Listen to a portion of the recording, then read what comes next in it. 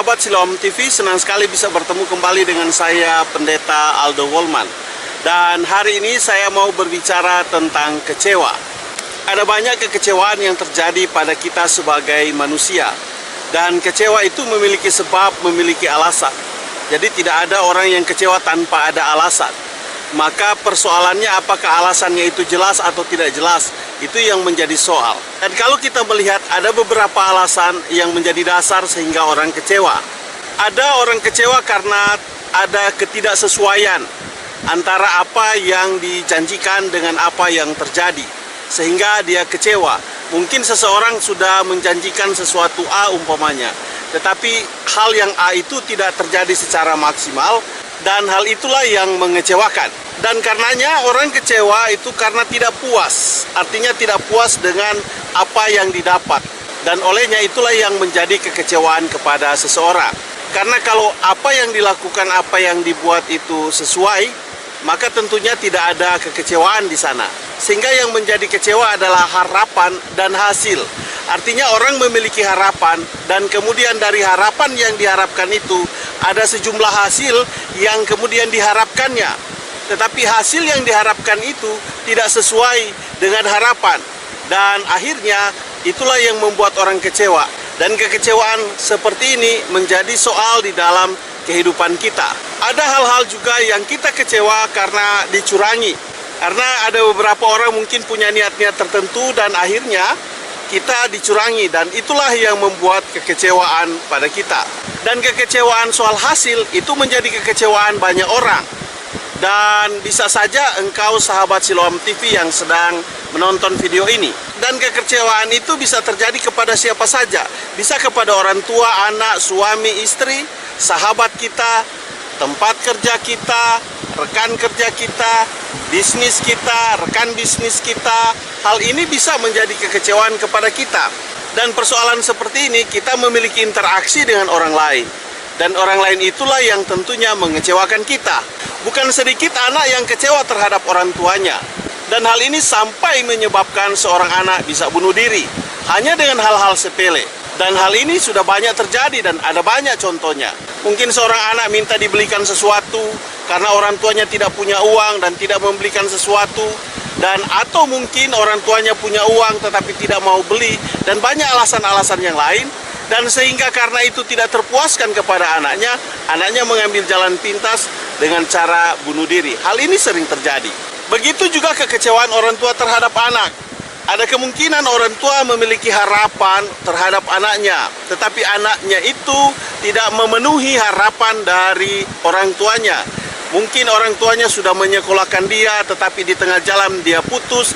Atau mungkin sudah begitu banyak membuang uang untuk agar supaya anaknya ini bisa memiliki pendidikan yang lebih baik, disekolahkan, mungkin dikuliahkan. Tetapi apa yang terjadi? Malah anaknya mungkin tidak menggunakan kesempatan itu dengan baik, tetapi uangnya dipakai untuk hal-hal yang tidak pada tempatnya. Dan hal ini banyak mengecewakan orang tua. Dan juga ada mungkin anaknya yang tiba-tiba berhenti di tengah jalan, mungkin dia kuliah atau sekolah, dan kemudian orang tuanya kecewa. Karena kenapa? Uang kalau kita sudah buang di pendidikan itu, uang itu tidak bisa kita ambil kembali. Karena itu sudah merupakan kerugian bagi kita. Dan hal inilah yang mengecewakan, terkadang orang tua kecewa terhadap seorang anak. Dan juga ada istri yang kecewa terhadap suami. Mungkin istri punya harapan terhadap suaminya, tetapi suaminya itu tidak memenuhi harapannya. Ada suami kecewa terhadap istrinya. Dan hal ini yang menjadi soal. Mungkin istrinya tidak memenuhi harapan suaminya. Demikian sebaliknya. Ada istri yang kecewa terhadap suami. Dan hal ini sering terjadi di antara kita. Antara kecewa suami dan istri. Dan oleh sebab itu, ketika ada hal-hal yang harus kita buat, maka harus dikomunikasikan dengan baik. Kecewa karena pekerjaannya. Mungkin pekerjaannya itu tidak memenuhi harapannya, tidak memenuhi standar apa yang dia inginkan. Bisa saja karena gaji, karena keuangan, dan lain sebagainya. Akhirnya dia kecewa, dan pada ujungnya dia meninggalkan pekerjaannya. Ada juga orang yang kecewa karena usahanya atau bisnisnya. Usaha dan bisnisnya itu tidak memenuhi harapannya. dan sehingga dia meninggalkan bisnis dan usahanya itu. Dan oleh sebab itu, hal ini yang menjadi benih luka di dalam hati kita, dan kemudian itu akan sangat sulit diperbaiki jika kita tidak punya kemauan yang keras untuk memperbaikinya. Ada berapa banyak orang hari ini yang tidak mau buat usaha lagi karena persoalan-persoalan masa lalu yang dialaminya. Itulah hal-hal yang mengecewakan kita dan akhirnya kita larut dengan kekecewaan. Ingat bahwa kehidupan ini tidak tergantung kepada orang lain, tapi ada pada diri kita. Bahkan Tuhan tidak bisa menolong kita kalau kita tidak mau berusaha. Mungkin kita kecewa dengan rekan kerja kita, karena ada kemungkinan kita menjadi orang yang jujur dalam pekerjaan, tetapi ada beberapa teman kita yang tidak jujur. Dan kemudian kita yang menjadi persoalan di sini, yang jujur ini kelihatan aneh di dalam pekerjaan. Dan akhirnya kita kecewa. Hal ini banyak terjadi. Dan ketika kita seseorang mau meluruskan kebenaran di tengah-tengah hal-hal yang tidak benar, kita akan terlihat aneh. Kita akan dianggap sebagai orang yang tidak benar. Dan kadang-kadang kita kecewa dengan hal-hal yang demikian. Tapi kebenaran akan terus berjalan. Apapun yang ada di depannya, pasti semuanya akan menjadi nyata bahwa kebenaran adalah kemenangan yang terbaik bagi kehidupan saya dan saudara. Ada berapa banyak orang yang kecewa dengan keluarganya. Ada banyak keluarga yang kemudian sudah memiliki uang yang banyak, tidak memperhatikan keluarganya yang kekurangan. Dia kecewa terhadap itu. Atau bisa saja keluarganya sudah membantunya berkali-kali, tetapi apa? Dia tidak menggunakan kesempatan itu dengan baik, dan akhirnya apa? Bisa saja keluarganya kecewa terhadap dia, dan bukan dia yang kecewa terhadap keluarga. Hal ini sering terjadi di antara saya dan saudara. Ada berapa banyak keluarga kita yang kemudian sudah tolong berkali-kali, tetapi kita tidak menggunakan kesempatan itu. Dan hal ini sangat-sangat mengecewakan. Mungkin sahabat juga sudah menolong kita, tetapi kita tidak mempergunakan kesempatan pertolongan itu dengan baik. Itulah yang membuat kekecewaan terhadap orang lain. Kecewa terhadap janji-janji yang tidak pasti. Biasanya kalau orang mau meminjam uang kepada kita, dia akan berusaha untuk meyakinkan kita. Tetapi ketika uangnya didapat dan sudah digunakannya, maka hal apa yang terjadi? Kadang kita dikecewakan karena apa? Tidak sesuai dengan perjanjian. Ini yang menjadi soal dalam kehidupan kita sehari-hari. Dan oleh sebab itu ada banyak orang yang tidak mau menolong orang, tidak mau membantu orang, tidak mau meminjamkan kepada orang lain karena persoalan ini. Dan kalau kita melakukan itu, kita sedang menutupi berkat buat orang lain. Tetapi saya mau katakan, jika kita menolong orang, tetaplah lakukan. Dan kecewa karena uang, karena barang, ini ada banyak sekali terjadi di antara saya dan saudara. Orang meminjam barang kepada kita, kemudian dikembalikan sudah rusak atau tidak sesuai dengan apa yang kita harapkan, apa yang kita inginkan. Atau mungkin dia meminjam dan tidak mengembalikan. Hal ini sering terjadi. Selain yang sudah saya katakan tadi masalah uang, ada orang yang meminjam uang kepada kita. Ketika uangnya sudah didapatkan, apa yang terjadi? Dia berpura-pura seperti tidak punya hutang. Dan ada kalanya ketika kita mau pergi umpamanya menagihnya, maka kita yang dimarahi. Dan seakan-akan apa yang terjadi?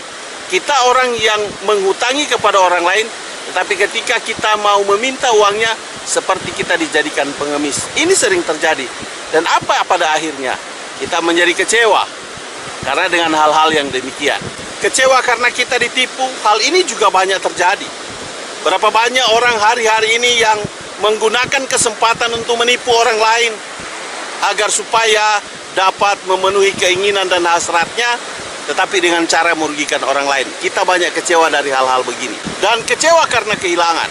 Mungkin kita kehilangan keluarga, kehilangan saudara, kehilangan orang tua yang pergi mendahului kita. Dan hal ini yang menjadi persoalan, apalagi kita sangat ketergantungan kepada seseorang tersebut. Dan ketika dia pergi, maka kita akan merasa kehilangan. Dan kehilangan-kehilangan itu tentunya juga dapat membuat kita kecewa. Kenapa?